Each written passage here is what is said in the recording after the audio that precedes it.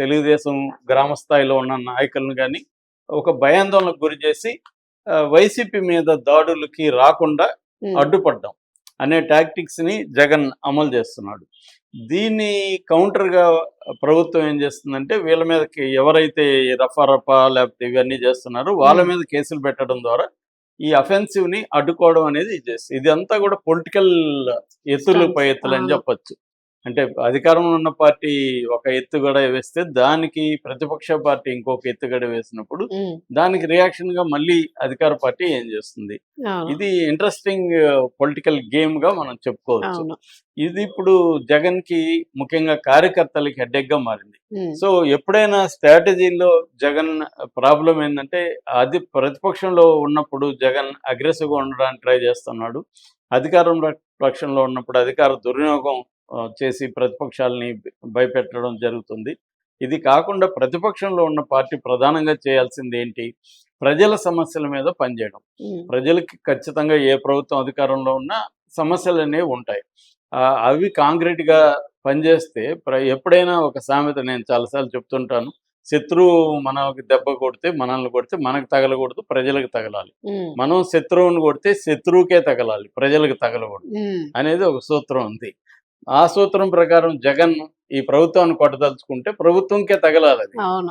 అంటే ఏంటి? ప్రజల సమస్యల మీద కానీ జగన్ పోరాడితే ఖచ్చితంగా అప్పుడు ఒకవేళ ప్రభుత్వం అరెస్టులు చేసినా ఏం చేసినా ప్రజలంతా ఉంటారు, ప్రజలకు తగులుతుంది. జగన్ని కొడితే ప్రజలకి దెబ్బ తగులుతుంది.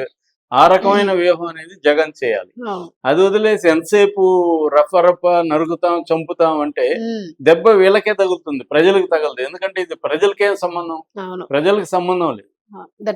మీరు కొట్టుకుంటున్నారు అనేది నెగిటివ్ వస్తుంది. ఇప్పుడే ఇట్టున్నారు, రేపు అధికారం వస్తే వీళ్ళు ఎట్లా రెచ్చిపోతారు అని సామాన్య ప్రజలు కూడా అనుకునే అవకాశం ఉంది. కాబట్టి మిలిటెంట్గా ఉండాలి. ఎప్పుడు ఉండాలి?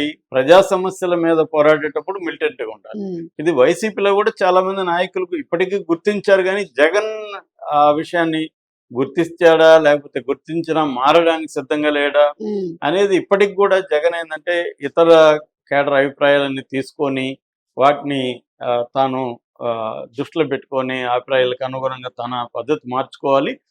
మార్చుకున్నట్టుగా ప్రజలకు కూడా తెలియాలి. అవును, చంద్రబాబులో ఉండే ఇంపార్టెంట్ గుణం అదే. ఆయన ఎప్పుడైనా ఓడిపోయిన తర్వాత ప్రజల్లోకి వచ్చి నేను కొన్ని తప్పులు చేశాను, ఇప్పుడు ఆ తప్పుల్ని నెక్స్ట్ సరిదిద్దుకుంటాను, ఇవన్నీ ఆయన ఓపెన్ గా మాట్లాడతాడు. జగన్ కి ఆ ప్రాబ్లం ఉంది. అంటే కమ్యూనికేషన్ లో జగన్ కి ఉన్న ప్రాబ్లం ఏంటంటే అతను వైలెన్స్ లాంగ్వేజ్, వైలెన్స్ కమ్యూనికేషన్ మాట్లాడతారు తప్ప ఒక రిఫార్మిస్ట్ లాంగ్వేజ్, ప్రజలకి అప్పీల్ చేసే లాంగ్వేజ్ మాట్లాడడం అనేది ఇంపార్టెంట్.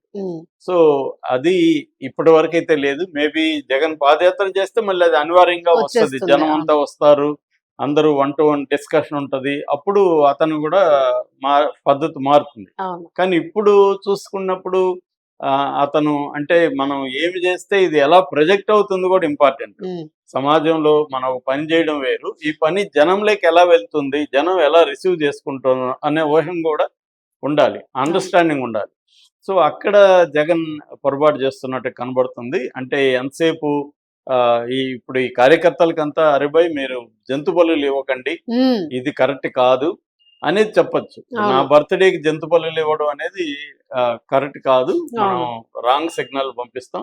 నా బర్త్డే సందర్భంగా ప్రజలకి ఏమన్నా మేలు చేయండి. ఇప్పుడు కమల్ హాసన్ అదే పిలిపించాడు. కమల్ హాసన్ తన అభిమానులకి మీరు సేవ చేయండి, నా బర్త్డే సందర్భంగా బ్లడ్ ఇవ్వండి, లేకపోతే ఎవరికైనా హెల్ప్ చేయండి, సేవ చేయండి, ఎన్జిఓల్లో వర్క్ చేసి హెల్ప్ చేయండి అనేది చెప్పాడు. ఇప్పుడు అలాగే జగన్ బర్త్డే సందర్భంగా రక్త దానం చేయడం, లేకపోతే ఇంకోటి పేదలకి ఏమన్నా ఫుడ్ పంచి పెట్టడం, మెడికల్ క్యాంప్స్ చేయడం, ఇలాంటివి చేయడం వల్ల ప్రజల్లో ఇది ఉంటుంది తప్ప కోళ్ళని కోసి ఇచ్చేసి రప్ప నరుకుతాం అనడం వల్ల ప్రజలకి ఏం సంబంధం.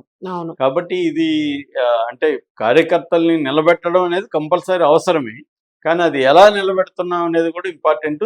ఈ నిలబెట్టే ప్రాసెస్ ప్రజలకి ఏమి మనం సిగ్నల్ ఇస్తున్నాము, ప్రజలు ఎలా దీన్ని తీసుకుంటున్నారు అనేది కూడా జగన్ పరిశీలించుకోవడం చాలా అవసరం.